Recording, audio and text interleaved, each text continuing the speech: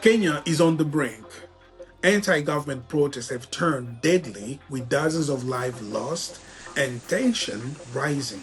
What started as a cry for justice over the death of blogger Albert Ojwang has exploded into nationwide unrest, with police clashing with demonstrators across the country. What does Gen Z want? What will it take to stop the violence? What is Kenya's future amid these turmoil?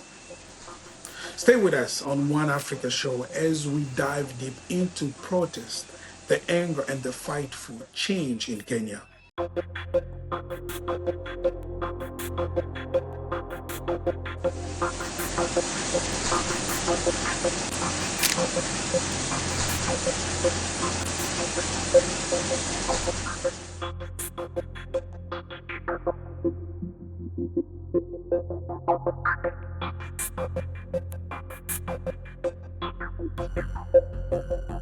Welcome to this week's episode of One Africa Show. I'm your host, Patrick Newman.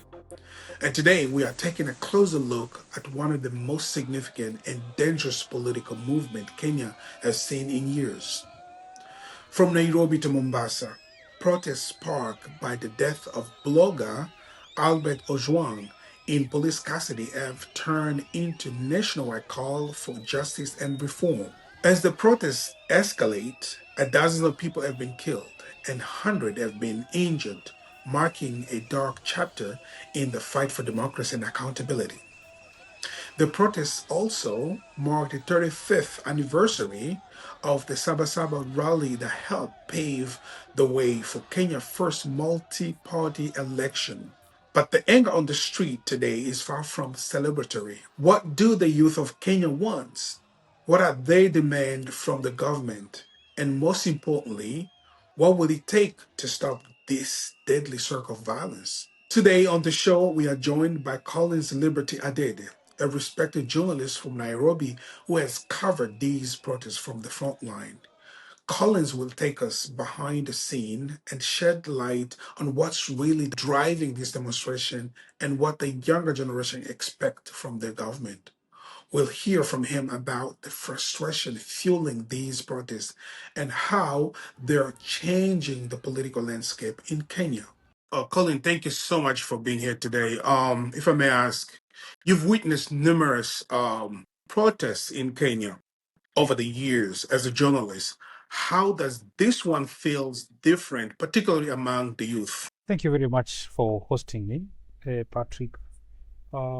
Yes, I have covered numerous protests in Kenya, political protests, those ones led by the civil society, just the local mwananchi, local people complaining of maybe land issues, because land issues, particularly at the coast region, there are emotive issues.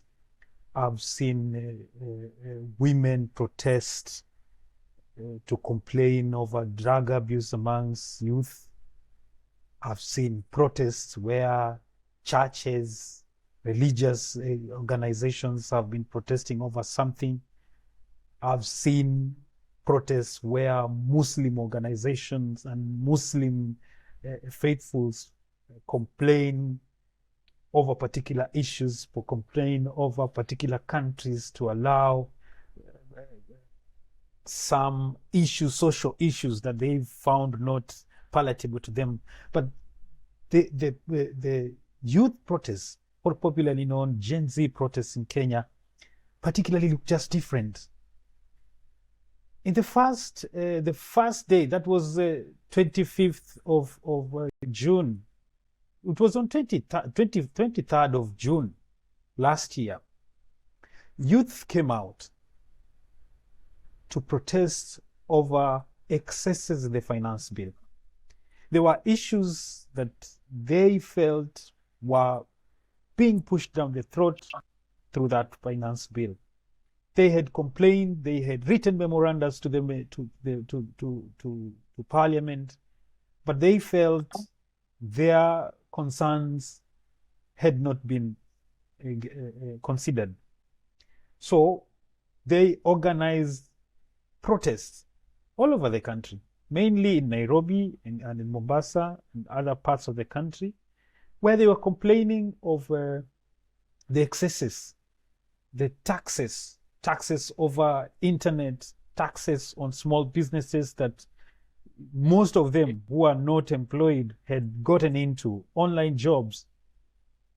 They felt that now taxing those were too much, yet the amount that they make, or the salary they make from that, is quite small. Now, when they were not heard, the following day they decided to make even to hold even higher protests when the finance bill was now taken to parliament and pushed through, and when it was voted and taken to the president. It's after what happened on the streets of Nairobi and other parts of the country, and the youth accessing the parliament, that had everyone turned their head. Even now, the government decided through the president to suspend and to drop that finance bill and think of an alternative route. The military was sent on the streets, something that has never happened in Kenyan history. Military was sent on the streets, something that has totally never happened. We've always seen anti-riot police and maybe city council police that work together with anti-riot police to contain protests. But last year, it went overboard. It was something different. And they had no politician pushing them. It was so organic, as they say. It was so organic. Women in markets also had the same feeling. They felt that whatever that the youth was saying was something that was hitting close home. But the government never considered, never thought what they were raising was important, and indeed, that's what the public really wanted. So they forced through the finance bill and now brought all this dissatisfaction that is being experienced all over. To what extent do you think, as a journalist, the death of the the blogger Albert Ogwan has really ignited these protests? The protest last year, things went cool. When the finance bill was dropped, the president went ahead and made some changes in his government. Cabinet secretaries he changed, but Kenyans were not happy of the changes he made, because he moved some of the cabinet secretaries to other positions, and they felt that they are not fit to be there. But they kept quiet, and because the finance bill had been dropped and something else had been, another finance bill had been brought, we were using the previous the 2023-2022 finance bill. So everyone was okay. But now the abductions that came after the Gen Z protests, the arrests, now brought in more anger. And youth were planning to have a commemoration in July, in 25th July, for the second, after last year's protest. They wanted to commemorate the death of those young people who were abducted, those ones who were killed during the protests. You remember that BBC documentary that showed young people being shot at Parliament when they invaded the Parliament. So they were planning to commemorate. But then this happens. Ogwang is arrested. And his arrest did not coincide. Things were not the same. The claims of his arrest was not the same as protests. He was being accused of writing fictitious material online and sharing on his blogs that were targeting the deputy director, inspector general. So he was arrested for investigations, but I don't know what happened. He died while at the police station. That ignited the anger that was still simmering in Kenyans. So they were also again pushed to go on the streets and complain, why are youth being killed? Is it wrong to raise your voice against particular issues? So Ogwang was just a catalyst of whatever was going on. They were not protesting specifically for him, but that triggered them to go back to the streets. So he was not like part of their organization. He just happened to be a tool that sort of ignites He was the. just a he was a is that he was a teacher. He was a teacher at Coast Region. There's a school here in Coast Region where he's a teacher, but because people multitask and do other things online, people are writing blogs to earn a living. People are doing online jobs apart from whatever they are doing, the normal jobs they are doing, 3 to 5 jobs that they are doing. So Ojwang had a blog that I think, what I hear, it has not been proven. What I hear that he was paid by someone to tarnish the image of the Deputy Inspector General. That's why he was taken for investigation. And it's during his investigation then the unfortunate happened. Wow. What do you think? What they're hoping to achieve through these protests? What is it that they're trying to achieve? Patrick, it's so interesting because the protests keep on changing, but underlying factors are people want meritocracy. They want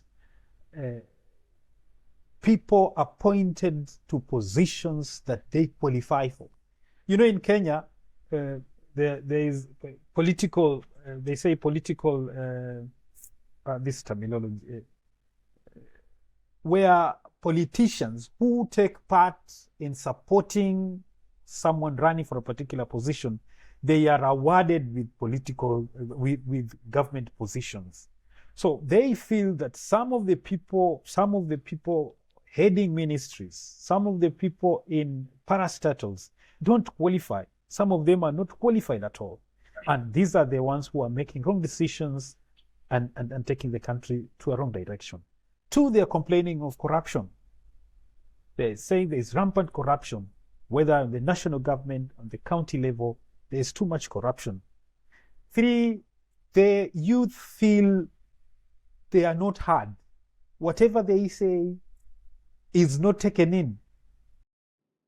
Is that beside the reshuffle of his cabinet last year? Because I remember he did the president wrote I'm talking about, he did a reshuffle of his cabinet last year. Wasn't that enough to the youth that, okay, listen, now I heard you, this is what I'm doing, I've reshuffled my cabinet, I've changed these people, hoping that would unease these protests. Don't- did it not work? It didn't, because some of the Interesting. people, for example, the person heading Ministry of Defense, Eden Duale, was moved to Environment. As we speak, he's been moved to Ministry of Health. People say he's not qualified. What I hear, he's done veterinary. He's not qualified. There's a lady called Debla Longo who was appointed as the minister for health. She's a qualified doctor, but she's been taken to health. There are people who have been appointed to parastatals, like the National Transport, it's called NTSA, National Transport and Safety Authority. In the board, those ones appointed the board are not, they were former politicians. Someone who was a former minister in the Ministry of Heritage and Culture and Heritage. So they are not satisfied. People are not satisfied of the appointments. They feel those ones in these positions are not qualified to lead this position. So, and whatever they are raising, whatever they are saying on social media is not being taken seriously. The government thinks, what they say is that the government thinks the protests are political, but they are not. They say these are not political protests. They are asking the government institutions to take up responsibility. They are asking police to allow people to protest peacefully according to the confines of the Kenyan Constitution. But why shoot, why kill peaceful protesters? So do you think this is a sorry to cut you off. Do you think this is about holding the government accountable, or is just a call for political reform? It's both. It's both, because Interesting. they are holding the government by protesting. They feel Parliament is not doing what it should do. It is just an extension of the executive. Because if a finance bill can come, you raise concerns over it, but it's still pushed through. That means Parliament. And when the president went ahead and picked some of the members of Parliament from the opposition, and they were given positions in cabinet, what does that mean? There is no opposition. So the opposition is back to the people. They feel through that we shall hold this government accountable, making sure that they question everything. People have complained, tenders have been cancelled, like the one to renovate and construct another airport, Jomo Kenyatta Airport, was cancelled after people made noise. But it was not done through Parliament. They felt Parliament is part of the government. It has lost its power to question the government. And two, yeah.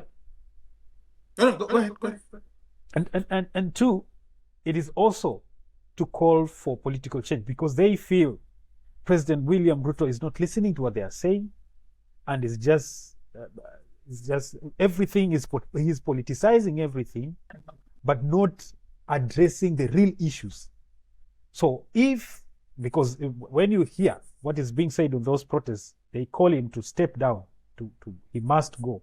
So that means they are looking for political change. There have been numerous reports about involvement of armed criminal gangs clashing with the protests.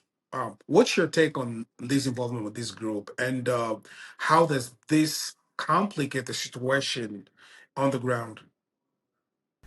Now, Patrick, there are two scenarios here. One, just where youth who are rowdy youth who want to take advantage over it, because these protests are not well controlled, well protected by police. So there are spillovers, like what happened in Mombasa. You would see people on particular road they are protesting, but there are other youth who are jobless and just take advantage over it. They run and now mug everyone they meet at their meet on the road.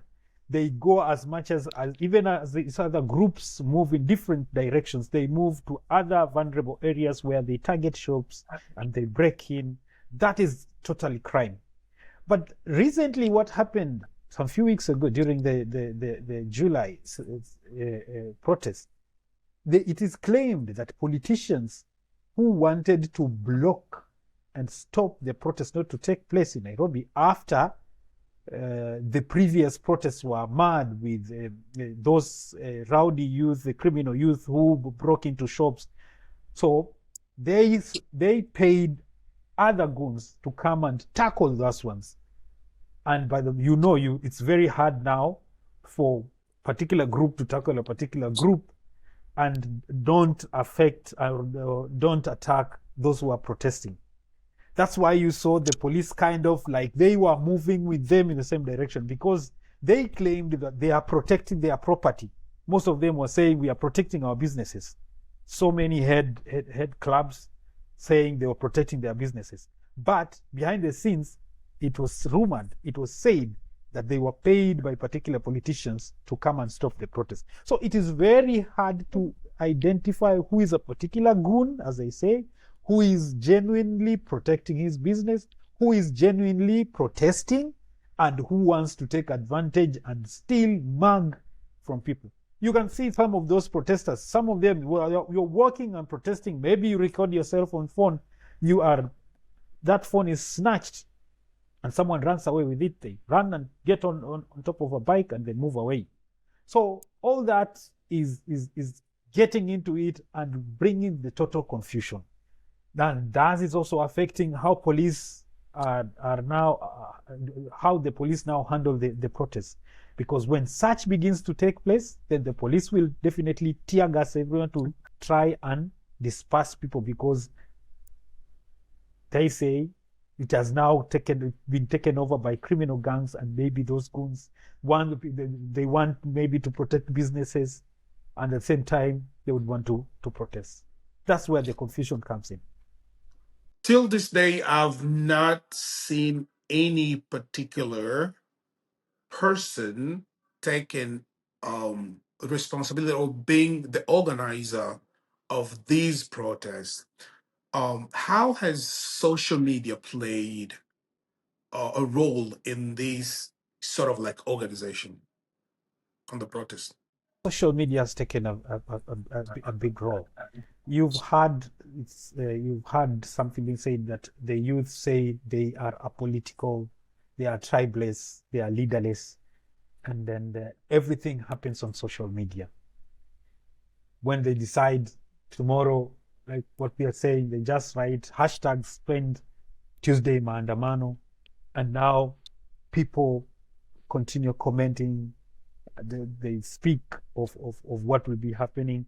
But according to Kenyan law, for any protest to happen, you are to write to the police informing them there will be protest tomorrow from this time to this time, and maybe these are the number of the particular organizations that are being involved, and this is what we are claiming.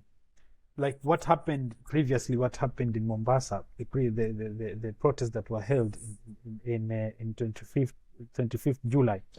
It was written to the police, and the county commissioner was made aware, and he was told, we shall present a memorandum. So when they walked at the end of the protest, the county commissioner was there to receive them. He received a memorandum from them, and they were told now to disperse. And they dispersed. That's why Mombasa had a peaceful protest on 25th of July this year. But in Nairobi, hashtag spend, then everyone goes on the streets. There have been human rights organizations that have been leading the protests. But when they go to the streets, things come and they are even overwhelmed, they themselves, because people come in and join in, and they cannot control who joins them. And that's where groups of now criminals take advantage, attack shops, attack other people who are in their own businesses. And now it led to the other group who felt that these are destroying our property and destroying our town, because even if you want to protest, I need to continue with my business as you even protest, because where your right stops is where mine begins. So politicians paid these ones to come and take care of this one, and now it brings that total confusion. Chaos. The government has labeled the protest as a quote terrorism disguised as dissent. How do the protests perceive this response from the government, and how has it shaped their actions? The protests feel they are not understood. The government is not taking heed of what they are saying. The government is not listening. But at the same time, the government is accusing particular persons, politicians in the opposition. There are politicians like the deputy president who is now the former deputy president who is now out of government. He's being accused of inciting people to come and protest. And funny enough, we see they are claiming some of the protests are happening in particular places and not the other places. These are happening in places which appear to have great support for the former deputy president Rigathi Gachagua, like the latest Sabasaba protests did not take place in Kisumu, which has always been known to take the leading position in protests against government. But in Kisumu, things were okay. So the government is accusing some political leaders, is accusing some human rights organizations that they say they are hell-bent to cause chaos in the country, and they are not allowing the government to address issues that they have raised on previous protests. But the protesters feel the government is not listening and addressing what they want. There's now that gap between these two groups. And finally, if you may ask, do you think we are witnessing a beginning of a larger movement for systematic change in Kenya, and or this is simply a reaction of a specific incidents among youth?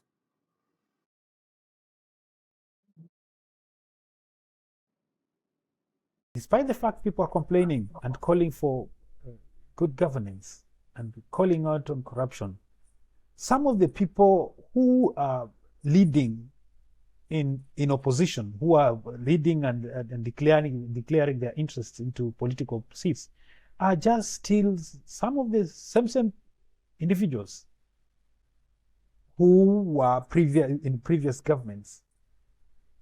So it's only the former Chief Justice James Maraga, who is now kind of like a different person, who has presented himself who says he will be running for the presidency. But some of these other people have been politicians in Kenya, the same old politicians, whom we might think they would change, but immediately they take over power, just continue with the same. So we've not, there are some youth who've presented themselves, but some of them were also again attacked by youth, the same youth, on social media, and accusing them of collaborating with the politicians that are in power now. And some of them have gone to the extent of even now withdrawing, like Morara Kebaso, who was a leading role, who's been identifying and calling out corruption over national and government tenders. That's going to be a long ride. Colin, thank you so much for your insight and very invaluable perspective, firsthand for journalists that actually spend a lot of time covering these kind of events in Nairobi and Mombasa. Thanks so much.